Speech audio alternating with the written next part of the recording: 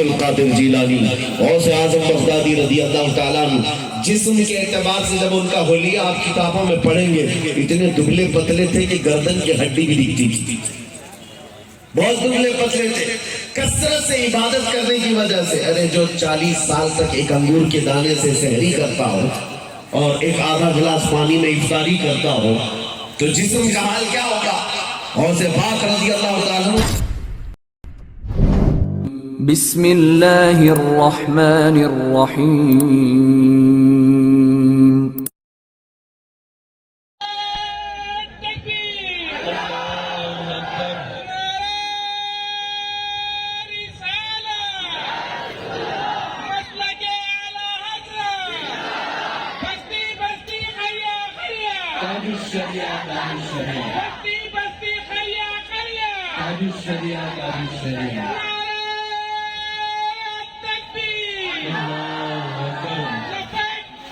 لبیک یا رسول اللہ لبیک لبیک لبیک یا رسول اللہ لبیک لبیک لبیک یا رسول اللہ لبیک لبیک لبیک یا رسول اللہ لبیک لبیک لبیک یا رسول اللہ لبیک۔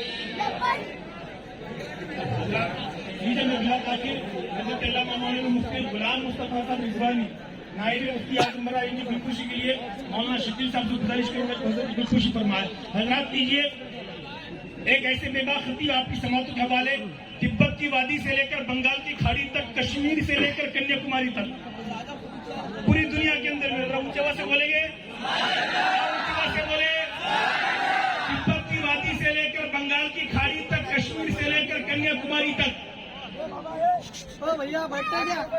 وہابیت مسجد دیوبندیت کی زیر آلود مفتی سلمان اظہری صاحب کے علاقوں میں آپ کی سماعتوں کے حوالے کروں۔ حضرت کا استقبال نعرہ تکبیر، وہ نعرہ رسالت سے کہے گا نعرہ تکبیر، نعرہ رسالت، مسلک اعلیٰ حضرت، آجا کا ہندوستان، ہندوستان کا سنی مسلمان، حضرت علامہ مولانا مفتی سلمان اظہری صاحب قبلہ، شمشیر اعلیٰ حضرت، خلیفہ حضور تاج الشریعہ، منان بازوئے حضور منان ملت، نعرہ تکبیر، نعرہ رسالت۔ جو طیبہ ہم بھی جاتے تو کچھ اور بات ہوتی، جو طیبہ ہم بھی جاتے تو کچھ اور بات ہوتی، جا کر واپس نہ آتے تو کچھ اور بات ہوتی۔ مجھے زہر دینے والے بڑے کم نظر آقا۔ اور حضرات یہ شعر کا مصداق حضرت ہے، حضرت نے تحفظ ناموس رسالت پہ پہرا دیا ہے۔ آج امام الانبیاء صلی اللہ علیہ وسلم کی رسالت پہ پہرا دینے کا نتیجہ ہے کہ کشمیر سے لے کر کنیا کماری تک پوری دنیا کے اندر میں نبی کی عظمت پہ پہرا دینے کے صدقے میں دنیا حضرت کو پہچان رہی ہے۔ تو جو طیبہ ہم بھی جاتے تو کچھ اور بات ہوتی، جا کر واپس نہ آتے تو کچھ اور بات ہوتی۔ مجھے زہر دینے والے بڑے کم نظر آتا، ارے تیرے نام پہ پلاتے تو کچھ اور بات ہوتی، تیرے نام پہ پلاتے تو اور کچھ اور بات ہوتی۔ نعرہ تکبیر، نعرہ رسالت۔ اور یہی مست مست ہو کے ارم سے آ رہے ہیں، یہی طیبہ ہو کے آتے تو کچھ اور بات ہوتی۔ مائک پر حضرت علامہ مولانا مفتی سلمان اظہری صاحب قبلہ۔ ممبر نور پر جلوہ بار علماء ضرور احترام، مشائخ و سادات، ناظرین اہل سنت و جماعت، السلام علیکم ورحمۃ اللہ وبرکاتہ۔ الحمدللہ الحمدللہ الحنان المنان الذي خلق الانسان وعلمه البيان، والصلاة والسلام على رسوله سيد الانس والجان وعلى آله واصحابه ذوي الخير والإحسان، أما بعد فأعوذ بالله من الشيطان الرجيم، بسم الله الرحمن الرحيم، إن ينصركم الله فلا غالب لكم وإن يخذلكم فمن ذا الذي ينصركم من بعده وعلى الله فليتوكل المؤمنون۔ صدق الله مولانا العظيم وبلغنا رسوله النبي الأمين المتين المختار الكريم، ونحن على ذلك من الشاهدين والشاكرين والحمد لله رب العالمين. بارگاہ رسالت و آپ صلی اللہ علیہ وسلم میں درود پاک کا ہدیہ پیش کریں. اللهم صل على سيدنا محمد معدن الجود والكرم وآله وأصحابه الكرام وابنه الكريم وبارك وسلم صلاة دائمة سرمدا أبدا. عشق رسالت محبت مصطفیٰ کا ایک بین ثبوت اور واضح علامت مجمع میں اس وقت معلوم ہوتی ہے جب حضور پاک صلی اللہ علیہ وسلم پر درود پڑھنے کا تذکرہ کیا جائے اور مجمع جھوم کر کے میرے آقا کی بارگاہ میں درود پڑھے تو یہ ان کے محبت رسول کی اعلیٰ علامت ہوتی ہے. اور اگر خاموشی کا پہرا ہے تو صرف زبانی محبت کی علامت ہے. جتنی تیز آپ نعرے لگاتے ہیں ہونا یہ چاہیے کہ میرے مصطفیٰ پر اتنی ہی تیز درود پاک بھی پڑھے. درود مبارکہ. اللهم صل على سيدنا محمد معدن الجود والكرم وآله وأصحابه الكرام وابنه الكريم وبارك وسلم صلاة دائمة سرمدا أبدا. آپ کا یہ شہر ہنگولی جس میں پہلی بار میری آمد ہے، لیکن آپ کا جوش و خروش، یہ جذبہ، یہ ولولہ انگیز مچلنا، ایسا لگتا ہے کہ صدیوں سے ہم آپ کو جانتے ہیں اور آپ ہمیں جانتے ہیں. لیکن میرے عزیزوں، یہ گرم جوشیاں صرف نام کی وجہ سے نہیں ہوتی، یہ ہمارا استقبال صرف مصطفیٰ کریم کی نسبت کی وجہ سے. اسی لیے بارگاہ مصطفیٰ میں میں یہ عرض کرتا ہوں، یا رسول اللہ، تیرے عشق کی بدولت مجھے زندگی ملی ہے. تیرے عشق کی بدولت مجھے زندگی ملی ہے. میری بات بن گئی ہے تیری بات کرتے کرتے. میری بات بن گئی ہے تیری بات کرتے کرتے. ہے جو زندگانی باقی یہ ارادہ کر لیا ہے جو زندگانی باقی یہ ارادہ کر لیا ہے. تیرے منکروں سے آقا میں مروں گا لڑتے لڑتے. تیرے منکروں سے آقا میں مروں گا لڑتے لڑتے. زندگی کا یہی اصول ہر مسلمان کا ہو جائے. عزیزان گرامی وقار، یہاں وقت کی قلت دامنگیر ہے. محدود وقت میں وسیع پیغام آپ تک مجھے پہنچانا ہے. قرآن عظیم کا پیغام آپ کے حوالے کر کے جاتا ہوں. ایک آیت کریمہ جس کو اگر غور سے آپ سمجھ لیں تو آپ کا سینہ کشادہ ہو جائے، دل سے خوف اور ہراس، ہر طرح کا جھجک نکل جائے. اللہ رب العزت فرماتا ہے ان ینصرکم اللہ، اگر اللہ تمہاری مدد کرے فلا غالب لکم، کوئی تم پر غالب آ ہی نہیں سکتا. اللہ اگر تم سجدہ کرتے، دنیا کو اپنے اپنے خداؤں کو دیکھنا پڑتا ہے پھر جھکنا پڑتا ہے. تمہارے لیے قرآن کہتا ہے یؤمنون بالغیب، یہ وہ لوگ ہیں جو غیب پر ایمان لاتے ہیں. کس بات پر تم نے یقین کر لیا کہ اللہ ہے تم جھک جاتے ہو؟ کس بات پر یقین کر لیا؟ صرف اس بات پر کہ میرے مصطفیٰ نے فرمایا، اللہ کے نبی نے فرمایا. میرے عزیز، عظمتیں تمہارے پاس بہت ہیں، یہ ساری باتیں میں اس لیے عرض کر رہا ہوں. اقبال نے کہا ذرا نم ہو تو بڑی زرخیز ہے یہ مٹی. بڑی زرخیز ہے یہ مٹی، ذرا نم ہو تم اپنے آپ کو تھوڑا سا بدل لو تو بہت بڑا انقلاب آئے گا. بہت ساری عزتیں تمہارے انتظار میں، بہت ساری طاقتیں تمہارے انتظار میں ہیں. میں ان نوجوان بچوں سے مخاطب ہوں جنہوں نے عزتیں دنیا کی کرسیوں میں ڈھونڈی اور اپنی زندگی تباہ و برباد کر دی. آؤ دامن مصطفیٰ میں ایک بار، یہاں اللہ کریم تمہیں وہ رعب عطا کرے گا، وہ طاقت عطا کرے گا کہ مر بھی جاؤ تو لاکھوں کندھے صرف تمہارے جنازے کو اٹھانے کو بے قرار نظر آتا ہے. نسبت مصطفیٰ میں لاکھوں کندھے صرف تمہارے جنازے کے لیے بے قرار رہتے ہیں. اگر مر بھی گئے اور دفن ہو بھی گئے تو یاد رکھنا رب تعالیٰ تمہارا نام ختم ہونے نہیں دیتا، ختم ہونے نہیں دیتا. عزیزان گرامی وقار، آج کے اس زمانے میں دو چیزوں پر عمل کرنے کی ضرورت ہے. قرآن کہتا ہے ان الذین قالوا ربنا اللہ ثم استقاموا، بے شک وہ لوگ جنہوں نے کہا اللہ ہمارا رب ہے پھر اس پر جمے رہ گئے، ڈٹے رہ گئے. اللہ فرماتے تتنزل علیہم الملائکہ، اللہ تمہاری مدد کے لیے فرشتے اتارتا ہے.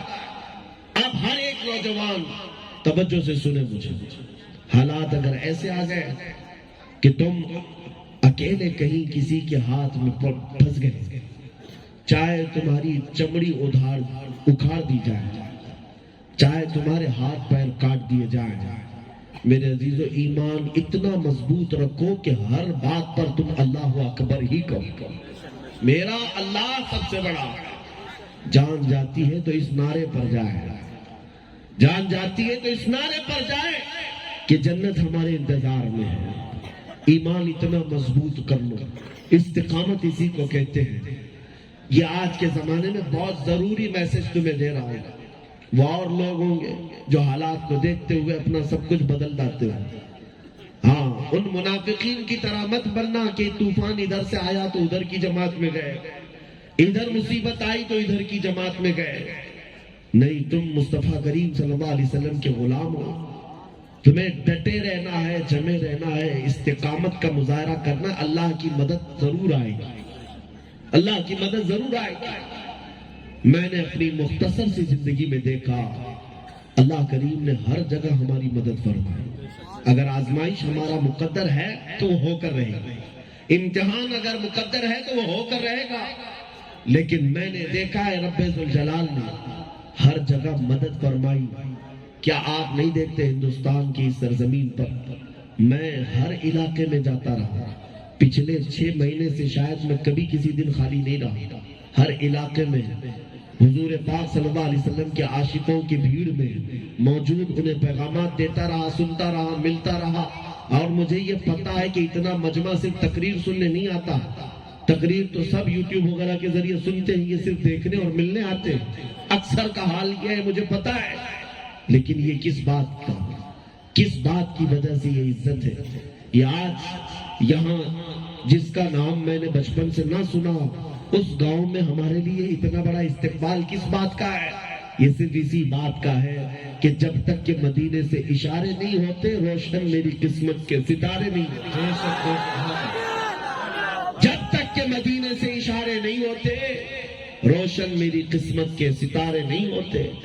اور ہم تو یہی کہتے یا رسول اللہ، جب تک بکے نہ تھے تو کوئی پوچھتا نہ تھا، تم نے خرید کر ہمیں انمول کر دیا. اور آج اس بات کو میں تحدیث نعمت کے ساتھ کہہ رہا ہوں، کہاں ہیں وہ کوفے میں بیٹھ کر بھونکنے والے پاکھنڈی جو نبی پاک صلی اللہ تعالی علیہ وسلم کی عزت پر انگلیاں اٹھاتے تھے؟ اتنے بے غیرت ہو گئے اور اس قدر ذلیل و خوار ہوئے کہ انہیں ان کے اپنوں میں بھی کوئی عزت نہیں رہ گئی. دور جانا تو دور کی بات ہے، لیکن ایک لکیر کے باہر نکلنا بھی مشکل ہے. قید ہو گئے اور پھنسے رہ گئے ایک کمرے کے اندر. ہم نے دیکھا ان لومڑیوں کو جو بیٹھ کر کے ویڈیو بنا کر وائرل کرتے، اس کے علاوہ کچھ نہیں. دم خم ہے تو میدان میں ہزاروں کے بیچ آؤ. نبی پاک صلی اللہ تعالی علیہ وسلم کی عزت کی نسبت ہے. گستاخی کر کے تمہیں اب موت کا اتنا ڈر لگتا ہے کہ 8 سال کا بچہ بھی آ جائے تو انہیں لگتا ہے موت آ گئی. گستاخ ہمیشہ ذلیل و خوار ہو کر زندگی گزاریں گے. لیکن اللہ کا کروڑا احسان ہے، میں نے صرف میرے مصطفیٰ کے ناموس کی بات کی. آج اللہ نے اتنی عزتوں سے نوازا کہ پیر رکھنے کی جگہ نہیں ہوتی. ہزاروں لوگ آنکھیں بچھائے ہیں، ہزاروں لوگ موجود ہیں. یہ دنیا میں ہم نے دیکھا کہ عزت ملتی ہے تو نام مصطفیٰ سے ملتی ہے، اور ذلت ہوتی ہے تو گستاخوں کی ہوتی ہے. اسی کو اعلیٰ حضرت نے فرمایا تھا، مٹ گئے مٹتے ہیں مٹ جائیں گے، آدھا تیرے نہ مٹا ہے نہ مٹے گا کبھی. چرچا تیرا یا رسول اللہ رہے گا، یوں ہی ان کا چرچا رہے گا، پڑے خاک ہو جائیں جل جانے والے، تو گھٹائے سے کسی کے نہ گھٹا ہے نہ گھٹے گا، جب بڑھائے تجھے اللہ تعالیٰ تیرا۔ اے سنی مسلمانوں، کسی سے گھبراؤ مت، یہ بات کا عہد کر کے یہاں سے اٹھو، کوئی چاہے چھیڑے، کوئی چاہے چڑے، کوئی چاہے جلے، کوئی چاہے مرے، لیکن میرا یہ عہد ہے، خاک ہو جائے عدو جل کر مگر ہم تو رضا، دم میں جب تک دم ہے ذکر ان کا سناتے جائیں۔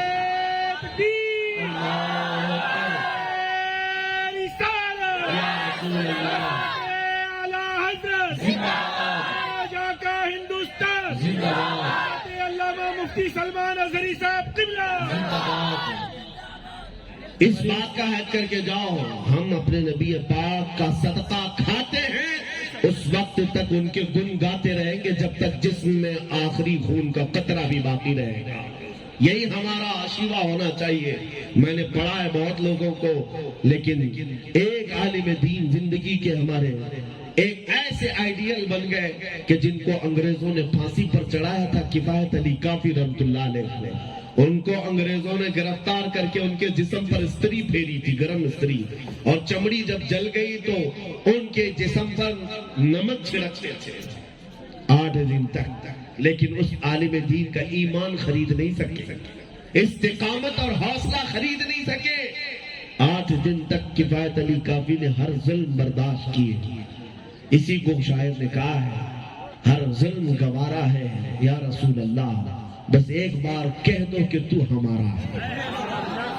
ہر ظلم و مصیبت گوارا ہے یا رسول اللہ، بس ایک بار کہہ دو کہ تو ہمارا ہے۔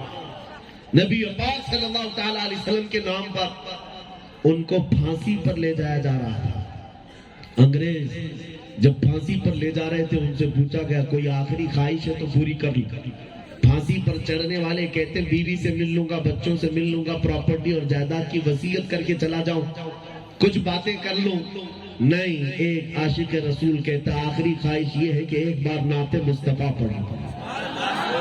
پھانسی پر چڑھنے سے پہلے کفایت علی کافی کی زبان سے یہ بات آتی ہے، کوئی گل باقی رہے گا نہ چمن رہ جائے گا، پر رسول اللہ کا دین حسن رہ جائے گا، سب فنا ہو جائیں گے کافی وہ، لیکن حشر تک نام حضرت کا زبانوں پر سخن رہ جائے گا۔ عزیزان گرام وقار، یا رسول اللہ زندہ باد، زندہ باد۔ عزیزان گرام وقار، نبی پاک صلی اللہ تعالیٰ علیہ وسلم کی نسبت کی طرف میں تمہیں صرف دعوت دیتا ہوں۔ اس کے علاوہ آپ کے سامنے میں جو بھی باتیں کیا وہ صرف اور صرف اس لیے کہ آج کے حالات بڑے چیلنجز بھرے ہوئے ہیں، ہر طرف سے تمہارے لیے بہت ساری آزمائشیں ہیں۔ ان بچوں کا کیا جو ابھی چھوٹی کلیاں ہیں، کل کو یہ پھول ہونے والے جوان، ان کے حالات تو فلی ڈیجیٹل ہیں، یہ اب 4G نہیں 5G کے زمانے میں آنے والے ہیں۔ ان کے حالات اس قدر سخت ہیں میرے عزیزوں کہ ان کے لیے ایک حلال لقمہ ڈھونڈنا بھی مشکل ہو جائے گا، حلال لقمہ ڈھونڈنا بھی مشکل ہو جائے گا۔ ان حالات میں تم کیا کیا بچاؤ گے اپنے؟ تمہاری بچیوں کے لیے کس قدر خطرے آج پیدا ہو گئے جانتے ہو؟ ظالموں نے نوجوان مسلمان بچیوں کے لیے نیلام کرنے والے ایپ بھی بنائے کہ اس میں عورتیں بیچی جائیں، بولی لگائی جائے۔ ایک بات امام غزالی کی مجھے یاد آتی ہے، امام غزالی رحمت اللہ علیہ نے فرمایا کہ جب امت کے سامنے رسول اللہ کی توہین ہونے لگے، گستاخی ہونے لگے اور امت خاموش بیٹھی رہے، امام غزالی فرماتے پھر چند دن وہ انتظار کرے، ان کے ساتھ یہ حال ہوگا کہ ان کے بچوں کے چیتڑے اڑائے جائیں گے، ان کی عورتوں کو بازاروں میں بیچا جائے گا، ان کی عزتیں ختم ہو جائیں گی۔ کیوں؟ ہماری عزت رسول اللہ کے نام سے وابستہ ہے۔ اس نام کا اگر احساس نہیں ہوا تو پھر کسی کی عزت سلامت نہیں، کسی کی عزت محفوظ نہیں۔ بعض لوگوں کو ہماری تقریریں ہضم نہیں ہوتی. ہماری قوم کے کچھ دانشور ایسے ہیں جو آج کمفرٹ زون میں بیٹھے ہوئے ہیں. تو سیف ان کو لگتا ہے ہم تو سیف ہے, پیسہ بھی ہے, جائیداد بھی, ہمارے سورسز اچھے ہیں سیاست میں. ہاں, رولنگ پارٹی کے ساتھ بھی اچھے تعلقات ہیں, اپوزیشن کے ساتھ بھی اچھے تعلقات ہیں. ان کو ایسا لگتا ہے ہم سیف جگہ پر ہیں. تمہیں اندازہ نہیں, آندھیاں جب آتی ہے تو تمہاری ساری سیف جگہ اکھڑ جائیں گی. ہم نے دیکھا ہے فسادات جب ہوئے تو وہ لوگ بھی ان فسادات کی نظر میں آ گئے جو اپنے اپنے وقت کے سورما تھے, نیتا تھے, بڑے قابل لوگ تھے. ان کی مدد کے لیے کوئی نہیں آ سکا. اس لیے میرے عزیزوں, تم اپنی دولت پر, اپنی طاقت پر بھروسہ کر کے, وہ ان لوگوں سے میں کہہ رہا ہوں, وہ سوچتے ہیں کہ یہ مولانا لوگوں کے بیانات سننا غریبوں کا کام ہے, ہم تو امیر لوگ ہیں, ان کے بیانات کیوں سنیں, ہم تو آرام سے, ہمارا بزنس بھی چل رہا ہے, زیادہ اس میں جائیں گے تو ہم بھی خطرے میں آ جائیں گے. انتظار کرو کہ وہ گھڑی جب آئے گی. میرے آقا صلی اللہ علیہ وسلم نے فرمایا اس دین کی ابتدا غریبوں سے ہوئی اور غریبوں میں ہی یہ دین ختم ہوگا. ہاں, یہ غریب ہی سنبھالیں گے ہر مورچے کو. تمہارا مال, تمہاری چربی کسی کام نہیں آئے گی. عزیزان گرامی, میں اسی بات پر اپنی گفتگو کو سمیٹتا ہوں. قرآن کہتا ہے ان ینصرکم اللہ فلا غالب لکم, اگر اللہ تمہاری مدد کرے تو کوئی غالب نہیں آئے گا. کہاں کہاں مدد ہوتی ہے میں آپ کو بتاؤں. امام احمد بن حنبل 4 اماموں میں سے ایک امام ہے جن کو 5 لاکھ حدیثیں میرے مصطفیٰ کی یاد تھی. 5 لاکھ حدیثوں کے حافظ, لیکن حق بات بولنے کی وجہ سے وقت کا خلیفہ گرفتار کر کے لایا اور آپ کی ننگی پیٹھ پر کوڑے مارے. انہوں نے وقت کے طاغوت کو دیکھا نہیں, حق فتویٰ دیا. اس پاداش میں ان کو سزا دی گئی. 1 نہیں 2 نہیں 3 خلیفاؤں نے وقت کے امام احمد بن حنبل کو کوڑے مارے. ایک وقت کا حال یہ تھا ان کو صرف لنگی پہنائی جاتی, تہبند, اور اوپر سے سارے کپڑے نکال لیے گئے, دونوں ہاتھ زنجیروں پر بندھے ہوئے. جلاد کوڑا اٹھا کر پیٹھ پر مارتا تھا. میرے عزیز علماء ذویل احترام توجہ تھے, ہم نے حضور کے نام پر اب تک کون سی مصیبت اٹھائی؟ اب تک تو نعمتیں ہی ہم کھاتے رہے, اب تک مصطفیٰ کریم صلی اللہ علیہ وسلم کے نام پر عزتیں ہی لیتے رہے. اور آپ سے بھی کہتا ہوں, کون سی مصیبت تمہاری گردن پر آئی آج تک؟ کچھ نہیں آیا. ان اماموں کو سنو, 100 کوڑے اپنے پیٹھ پر کھائے. کوڑا کوئی چھوٹی رسی کا نام نہیں, ایسا بیلٹ ہوتا تھا چوڑا کہ مارتے تو پیٹھ کی چمڑی لگ کر کے آ جاتی. امام احمد بن حنبل کو جب کوڑے مارے جا رہے تھے, وہ کوڑے کھا رہے تھے شریعت مصطفیٰ کی بقا کے لیے, حضور پاک کے نام کی حفاظت کے لیے کوڑے کھاتے رہے. لیکن اچانک ان کی تہبند, ان کی لنگی کھلنے لگی. ان کو کوڑوں کے پڑنے کا ڈر نہیں تھا, وہ درد نہیں تھا, لیکن تہبند کھلنے پر ان کو غم ہونے لگا, آنکھوں سے آنسو جاری ہو رہے. کیا میری آج تہبند اتر جائے گی, میں بے ستر ہو جاؤں گا, میں آج لوگوں کے سامنے ننگا ہو جاؤں گا؟ اس بات کا ڈر تھا, شرمندگی, خوف, اور آنکھوں سے آنسو جاری ہو گئے. اے نوجوانوں, تم تو خود اپنے کپڑے پھاڑ کر کے پہنتے ہو, اپنا جسم دکھا دکھا کر گھومتے ہو.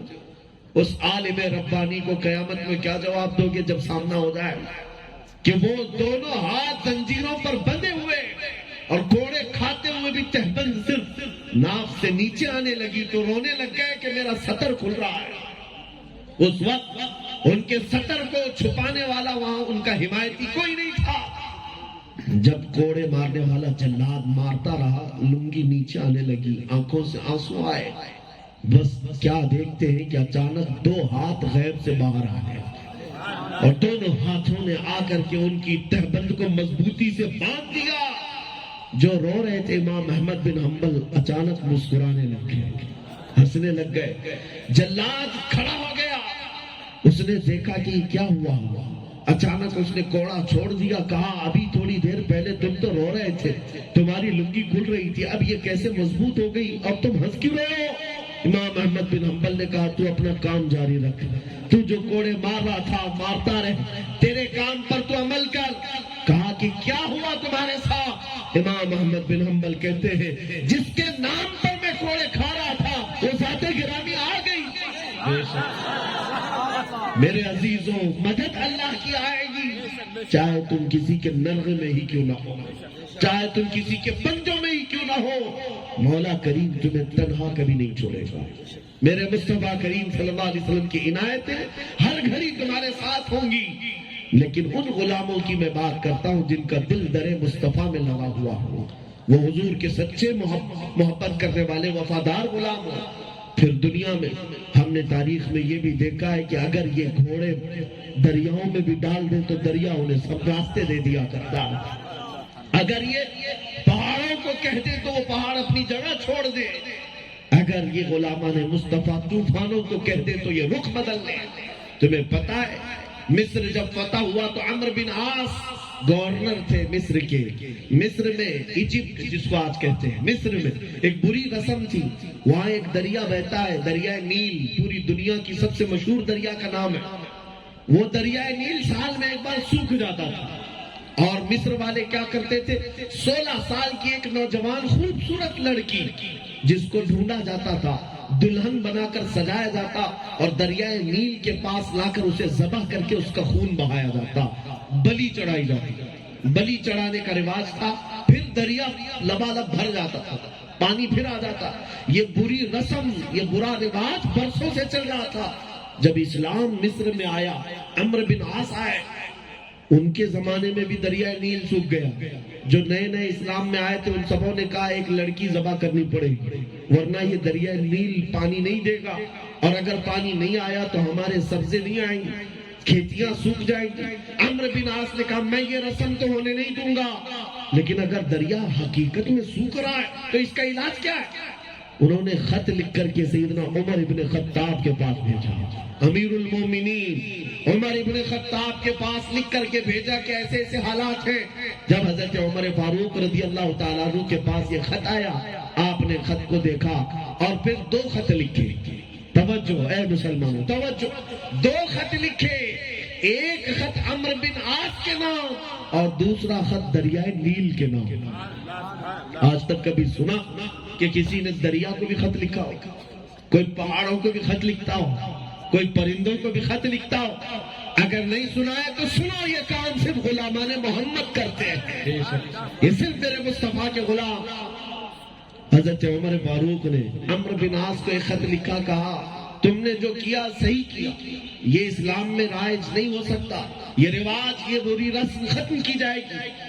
اب اس کا علاج کیا ہے, پانی واپس کیسے آئے, کیا بلی چڑھانا پڑے گا؟ حضرت عمر نے کہا میں ایک خط دریائے نیل کے نام پر لکھ رہا ہوں, جب تمہارے پاس یہ خط پہنچے تو لے جا کر دریائے نیل میں ڈال دینا. اس میں حضرت عمر فاروق رضی اللہ تعالیٰ عنہ نے کیا لکھا تھا, صرف اتنا لکھا تھا بسم اللہ الرحمن الرحیم. اے دریائے نیل, اگر تو اپنی مرضی سے چلتا ہے تو ہمیں تیرے پانی کی ضرورت نہیں, اور اگر اللہ کی مرضی سے چلتا ہے تو اللہ کا بندہ عمر تجھے حکم دیتا ہے کہ جاری ہو جا. بس خط میں یہ جملے لکھے ہوئے تھے. یہ خط جب پہنچا مصر, عمرو بن عاص نے اپنا خط اپنے پاس رکھا. دریائے نیل کے نام پر جو خط آیا تھا وہ لے جا کر کے دریائے نیل میں جیسے ہی ڈالا, تاریخ میں موجود ہے, دریائے نیل میں ایک طغیانی آئی اور جوش اتنا آیا کہ 16 گز اوپر پانی بہنے لگا. اور آج 14 صدیاں گزر گئی, دریا نیل کا پانی ابھی بھی لبالب بھرا ہوا نظر آتا ہے. اے سنی نوجوانوں, یہ تاریخ کے زرین اور آگ سے واقعہ صرف اس لیے آپ کر رہا ہوں کہ نسبت مصطفیٰ جس کے پاس ہو جاتی ہے, انسان تو انسان ہے, دریا بھی اس کی پیروی کرنے لگ جاتا ہے. سبحان اللہ, سبحان اللہ, اللہ اکبر, یا رسول اللہ. اسی لیے اقبال نے کہا تھا کہ تم چھوٹی موٹی چیزوں کے چکر میں پڑے ہو, یہ کیسے آئے گی, وہ کیسے آئے گی.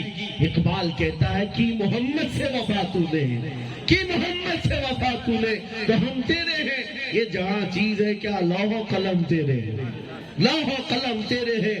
نبی پاک صلی اللہ علیہ وسلم کے غلاموں کے لیے اللہ نے دنیا مسخر کر رکھا ہے. قرآن میں خود فرماتا ہے وَسَخَّرَ لَكُمُ الشَّمْسَ وَالْقَمَرَ وَسَخَّرَ لَكُمُ الْفُلْكَ وَسَخَّرَ لَكُمُ اللَّيْلَ وَالنَّهَارَ. کتنی جگہ تسخیر کا لفظ آیا ہے. رب تعالیٰ فرماتا ہے رات اور دن تمہارے لیے اللہ نے مسخر کر دیا ہے.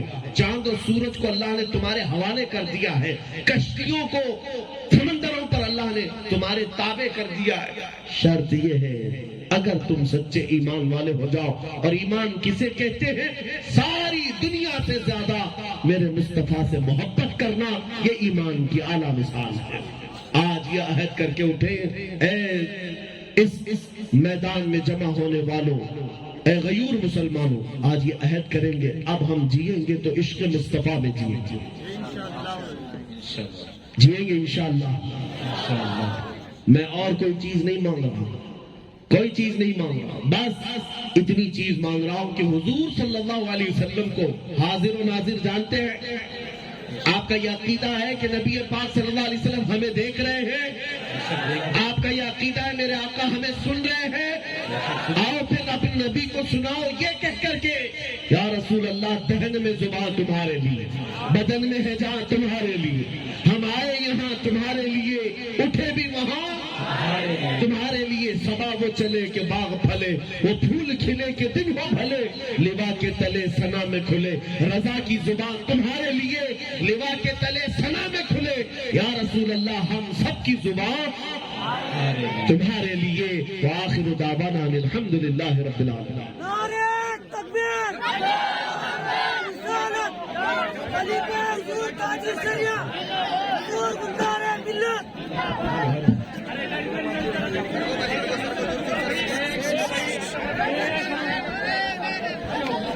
پیچھے ہو جاؤ، پیچھے ہو جاؤ، پیچھے ہو جاؤ بھیا.